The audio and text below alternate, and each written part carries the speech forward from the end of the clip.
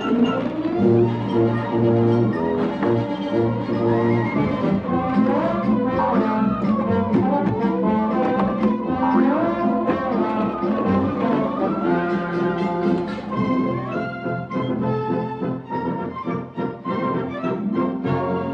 to know what's dumb? The last 8 covers in a row that you did on Elvis in the Army with the patches, that's dumb, and that's boring. And you know why you did that? Because there's nobody else around. There's nobody else left to use. The business needs a new teen idol, and Tommy's the one. Look at that puss, will you? Huh? Look at that smile. They love him. I mean, this kid's got class. Look at those teeth. Huh? What a face. This kid's really got it, I'm telling you. And you want to know what else? He could sing. This kid could sing. You're a pro. You know what I'm talking about. A high-powered rock and roll promoter tries to fast-talk his client onto the cover of a magazine in The Idolmaker, one of 4 new movies we'll be reviewing this week on Sneak Previews. And across the aisle from me is Gene Siskel, film critic of the Chicago Tribune. And across the aisle from me, Roger Ebert, film critic of the Chicago Sun-Times. Now, in addition to The Idolmaker, about which we're going to disagree, we have an extraordinary new film from Australia called The Chant of Jimmy Blacksmith, and the new film by Jean-Luc Godard, the radical French filmmaker making his first feature film in 8 years. It's called Every Man for Himself. But first, Roger begins with a much more conventional film called Fade to Black, a thriller. Fade to Black is a very creepy and fairly effective thriller about a character who exists almost totally in a fantasy world constructed out of his favorite movies. And this kid is obsessed with the movies. He works in a film storage and shipping warehouse. He goes to the movies every chance he gets, and even when he's home alone, he locks himself into his bedroom with a 16-millimeter projector and a TV set that's tuned to The Late Show all night long. This guy makes us look like occasional moviegoers. His obsession grows to the point that he begins to think he's seeing movie stars everywhere he goes. No, better not. Okay, look, no more advice. As of this minute, you're on your own.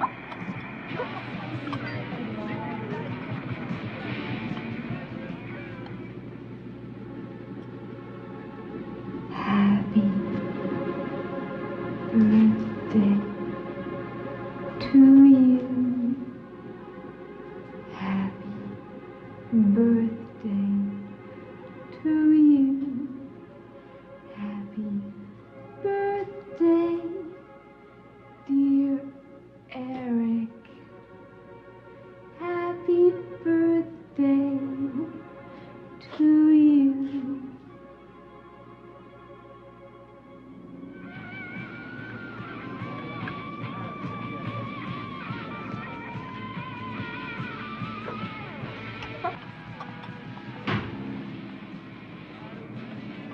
Are you an actress? No. It's amazing. You look exactly like Matt. We know. Everybody says that.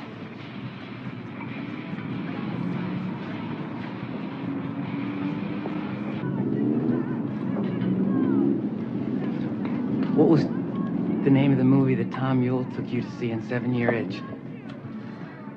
I forgot. Is it famous? It's a horror movie. I'll give you a clue. He was green and slimy. Frankenstein.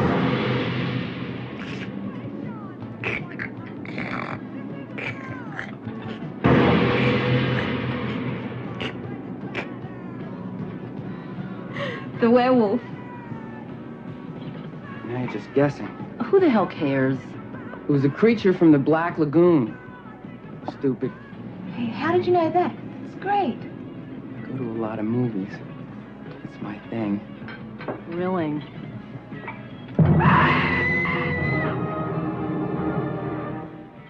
I love movies. If only life were that simple. That was Dennis Christopher as the movie maniac. You may remember him as the star of Breaking Away, the kid racing the bicycle. And Linda Carriage did an incredibly good job there in that scene of imitating Marilyn Monroe. The opening scenes of Fade to Black are all sort of like that, with reality sliding off into fantasy. But then that girl stands the kid up, and then his aunt smashes his movie projector. That's really going too far. This kid goes berserk. He dresses up like his favorite movie heroes and goes out to get even with the world. His first victim is a hooker who insulted him a few days ago.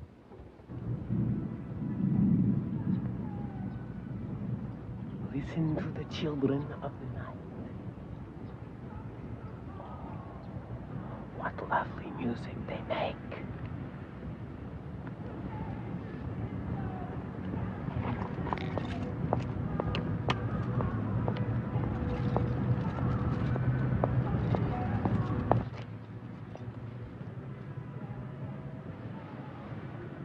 I believe we've met before, my child.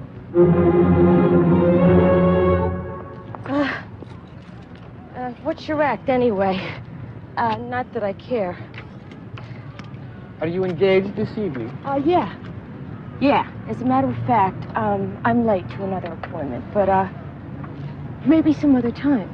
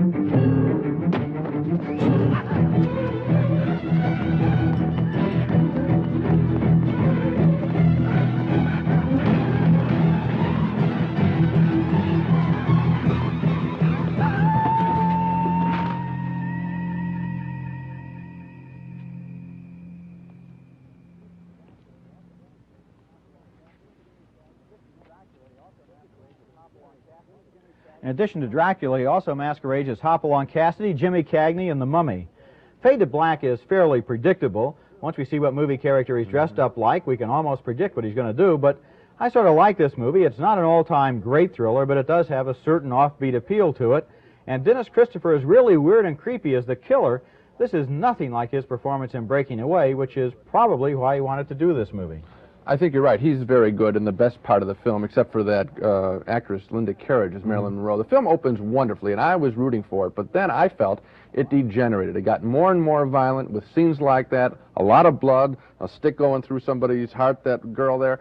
I thought that this film really fell apart at the end, and I was disappointed after such a nice beginning. I liked it. I felt it had to end like that. It's a horror thriller. It's almost inevitable that this kid is mentally deranged. He's going to get more and more violent. That's the way the movie has to go.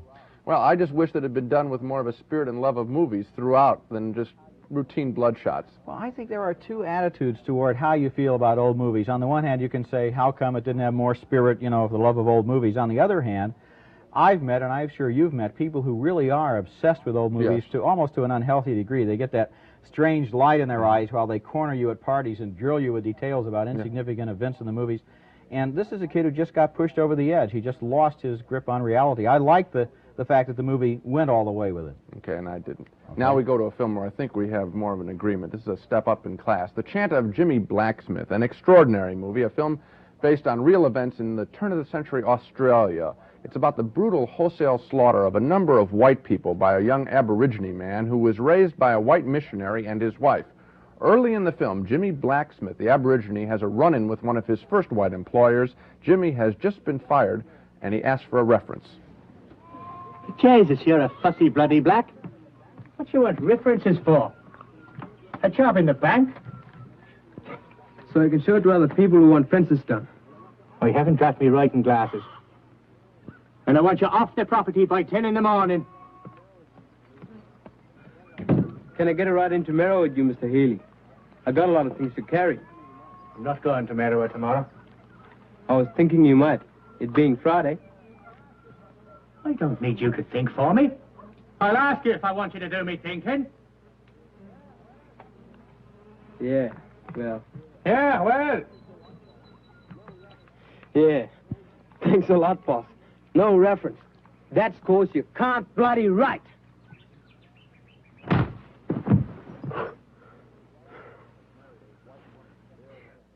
Jimmy Blacksmith has married a white woman who bears him a child, a white child that is not his. Every step of the way of this man's life, he is exploited by the white culture. His expectations are raised and then not met. He's a fractured soul, an Aborigine displaced in the white world. So Jimmy goes on a rampage, leading a band of his friends, killing more than a half-dozen people. While looking for food later with his brother, he stumbles across a school teacher and his wife. I know who you two are. God, you travel fast. Oh, Jesus. It's all right, darling. We just got to wrap it. You go inside. I'll be in a moment. No. Come on, Jimmy. Come on. No. If you two gentlemen are in any doubt as to whether to kill us, just let me tell you, my wife's sick, and I don't have much insurance. And we're both bloody innocent. You got any flour? Bacon? Oh, yes. Enough of that. You don't have to think you must kill us. You let a couple live up in Barrington Tops. As soon as we turn our backs, he'd be off for the bloody place. It was a school you did for Ned Kelly. You're welcome to take my horse. I'm at least 22 miles from the nearest police station. A walk like that would take me 2 days. Look, I know I can reason with you, because you aren't mad, either of you. Let me show you something I know you'd enjoy. It's in the bulletin.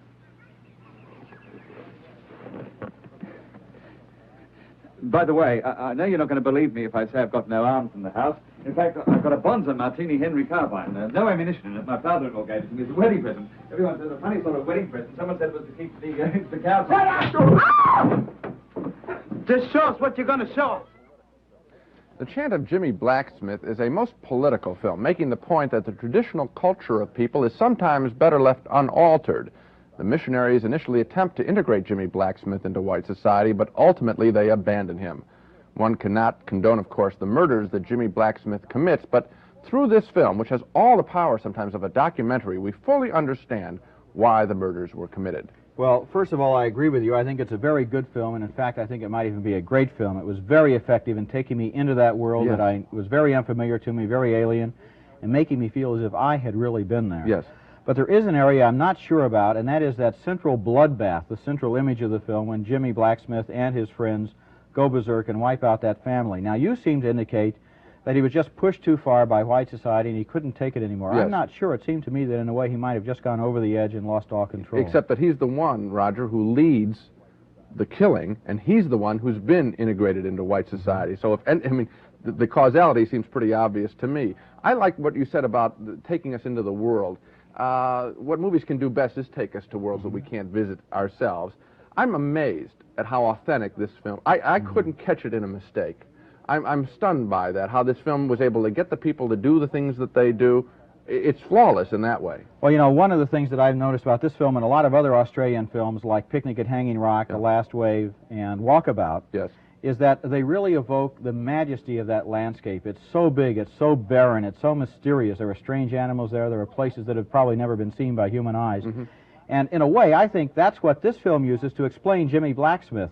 Not his specific plot motivations raised by missionary parents and so forth, but just the entire culture that he comes out of that is so alien to the culture that is tried to be imposed upon him. Well, we agree that it's a remarkable film. It's a real good film. Right, let's move on to The Idolmaker, which is a new American movie inspired by the careers of the music promoters who manufactured some of the biggest rock and roll stars of the late 50s.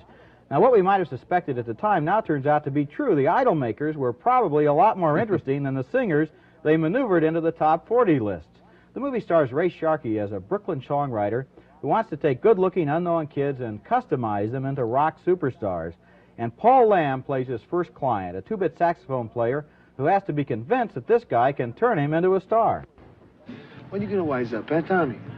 What do you want to do, play backup sax and juke joints all your life, hustling dimes from the neighborhood kids? You could be somebody. You could be Tommy D. Tommy D. Who the hell's Tommy D? Okay, be a jerk. That's right. You want to know something, kid? You got the look. You know the guys in the fan magazines? That's it, Tommy. They got it. I can make it happen for you if you want it. What's it gonna be, pizza or carrier? Sharkey creates Tommy D. He teaches him how to sing, how to move, how to dress, and how to turn on an audience. And every time his creation goes on stage, Sharkey is in the wings as a backstage quarterback.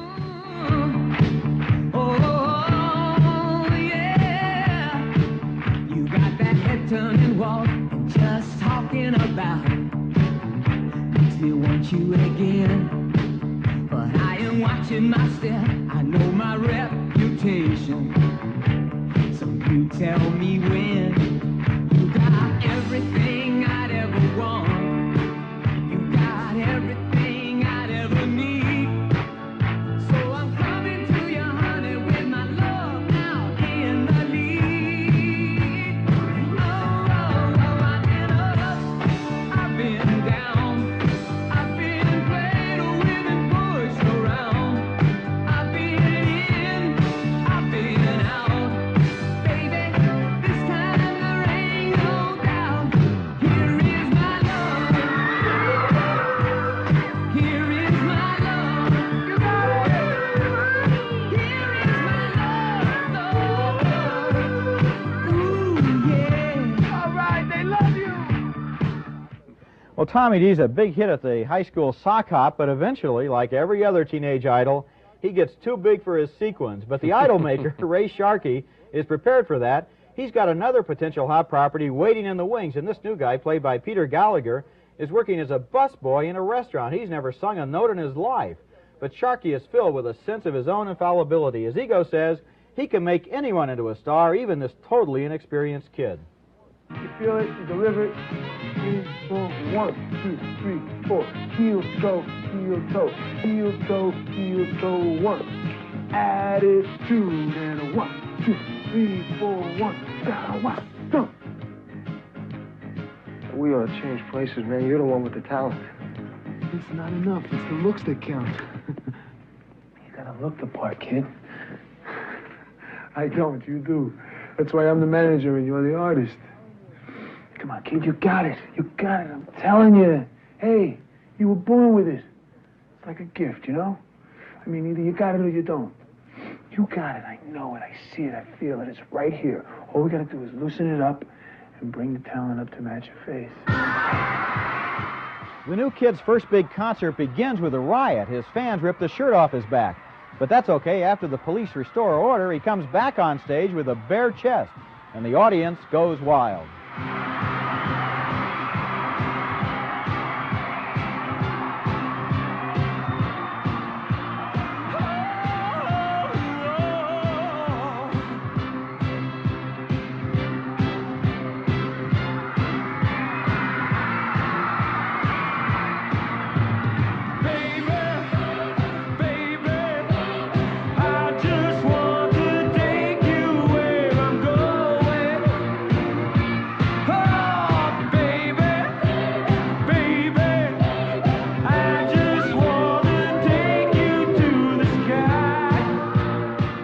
The Idol Maker is a rags-to-riches story that works for two reasons, I think.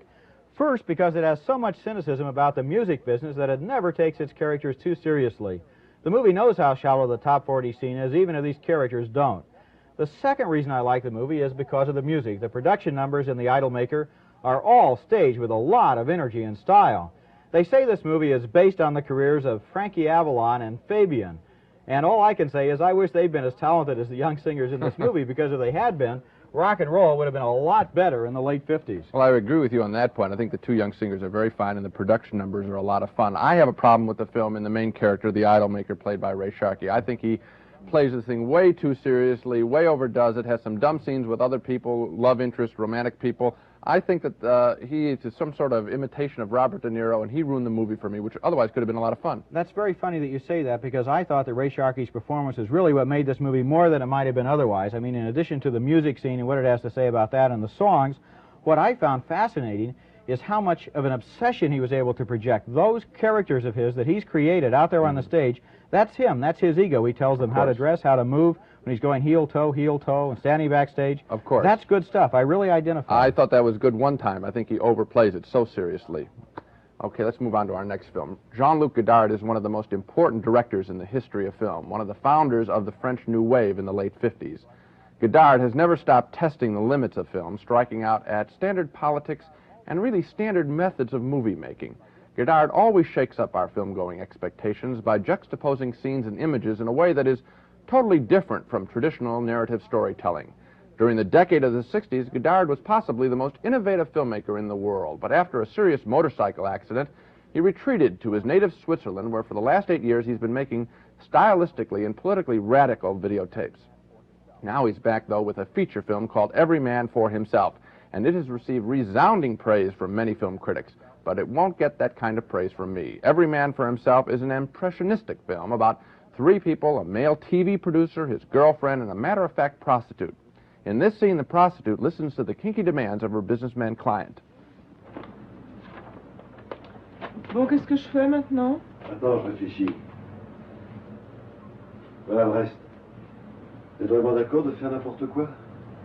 Ouais, si ça me fait pas mal. Je ne fais jamais mal. Comment tu t'appelles? Isabelle. Isabelle, tu vas sortir dans le couloir, et puis tu vas revenir dans 30 secondes. Hein? Tu es notre fille, tu rentres d'Angleterre, on est en ville, tu viens nous voir à l'hôtel, puis tu dis bonjour papa, et puis tu embrasses ta maman. Maman? Oui, ta maman. Allez, tiens, fous le camp, dépêche-toi. Allez, vite.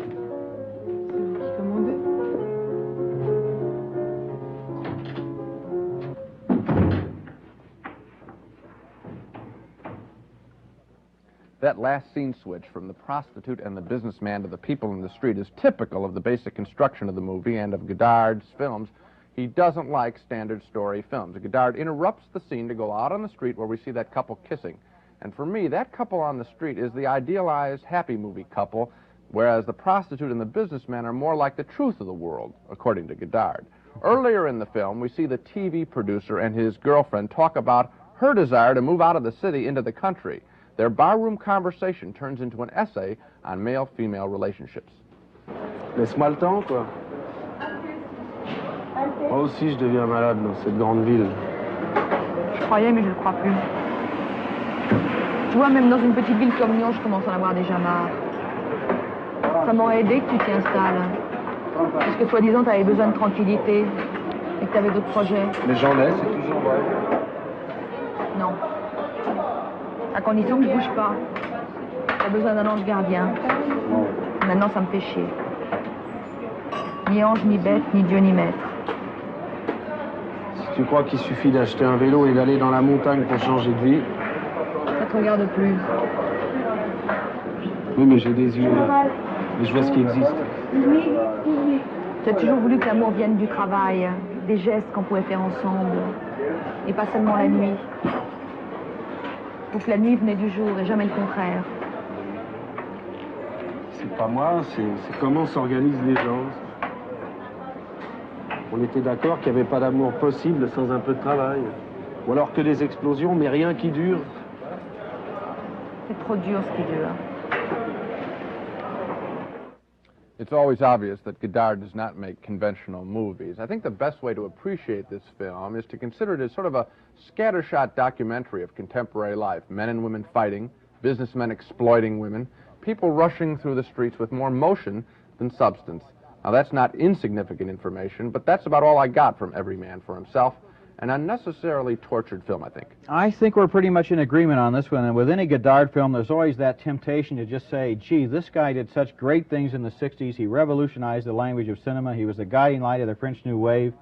He's been gone for 10 years. This is the return of the prodigal son. Isn't it great to have Godard back? And the problem is, Godard is back, but it's the old Godard doing what he used to do and not doing it in any new way or with any new subject. When you made that list of things that you found in the film, I thought, that same old stuff again. You know, why see this film? It's not fresh. I mean, the business of prostitution and its role in society or is typical of the way men and women relate. You know, we had that included, and we go back in the history of films an awful lot. I don't think there is anything really fresh here, and I think it takes a little guts for us to say that. The easiest thing to do in a film like this is to praise a master filmmaker, I think. Well, he really seems to have just, almost as if he had a crisis of confidence in coming back to feature filmmaking, and he said, look, this stuff has worked for me before, I'll do it again. Before, in the 60s, with every new Godard film, you had this feeling that something new was going to happen on the screen. Often it did. Not this time.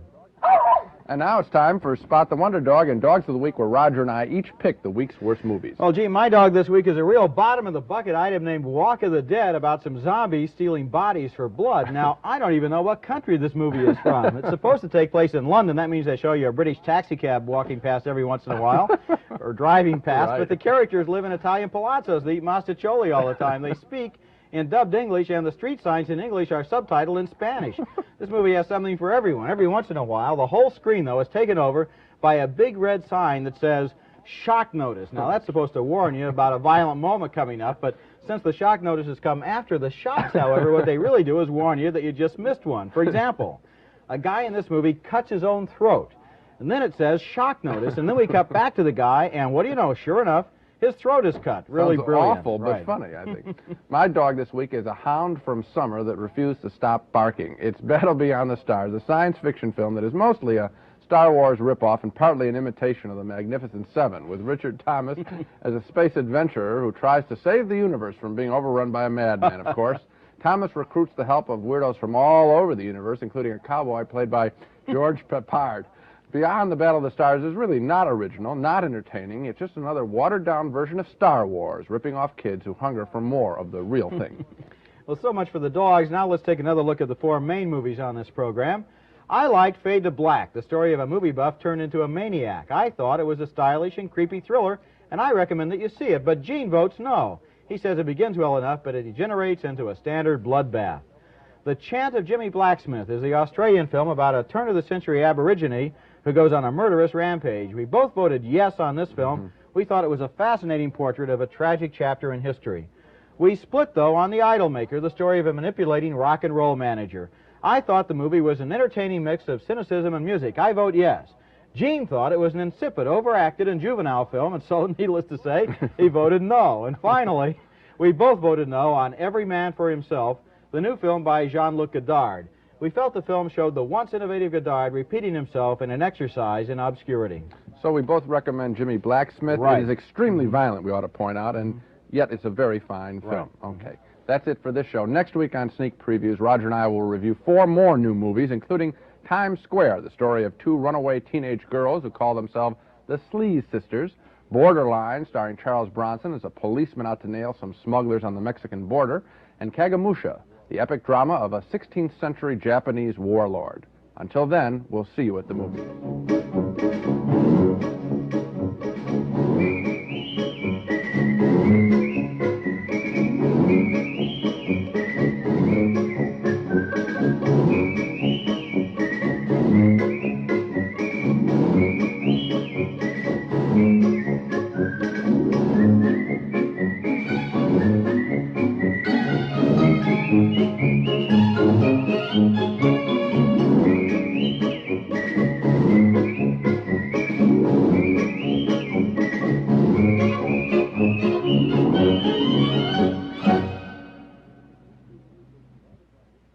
Funding for Sneak Previews was provided by this station and by other public television stations.